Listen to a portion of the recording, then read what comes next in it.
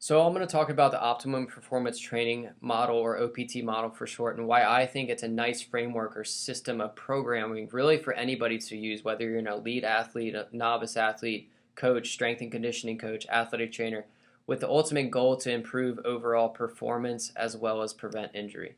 So looking at the actual structure of the OPT model, it's comprised of three levels. These include stabilization, strength, and power. Within these three levels, there's six phases: stabilization, endurance, strength, endurance, hypertrophy, maximal strength, power, and maximal power.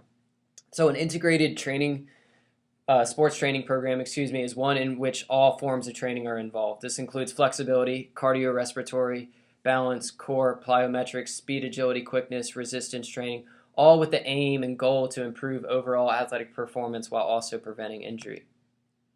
Looking at the literature between integrated and isolated training, these studies actually show that integrated training programs such as the OPT model that incorporates all these areas appear to be more optimal than just isolated resistance training alone. When we're looking at improvement in functional performance measures, integrated training seems to be the way to go, and the literature really supports this notion. So the primary goal of any sports performance training program should obviously be to improve athletic performance as well as prevent injury. The OPT model really achieves this by implementing a progressive, systematic, and functional approach. This type of approach allows optimal performance adaptations to occur in our athletes through completing each level and phase within the OPT model. This really allows for a safe progression, which ultimately leads to achieving the performance goals and preventing injury. We want our athletes to possess functional strength, neuromuscular control, and proper functional and efficient movement patterns, and this is achieved through integrated training models such as the OPT model, as studies have shown.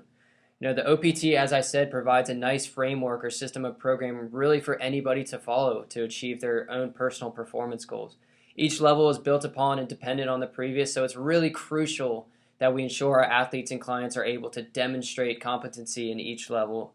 It's really a necessity for safe progression, which ultimately allows for the best results in the safest manner. Because without proper progression, this can lead to possible injury, and ideally, we want to avoid that if at all possible. If our athletes or clients are unable to train or perform at the levels they need to, that really defeats the purpose of any training program. As an athletic trainer, this is something that I really focus on, but it's something that the athletes and the coaches can really buy into as well with this type of program. If we're able to improve overall performance while also preventing injury, it makes a model like the OPT model that much more appealing. Following an integrated training program like the OPT model allows athletes to gain maximal function as well as improve training response and adaptation.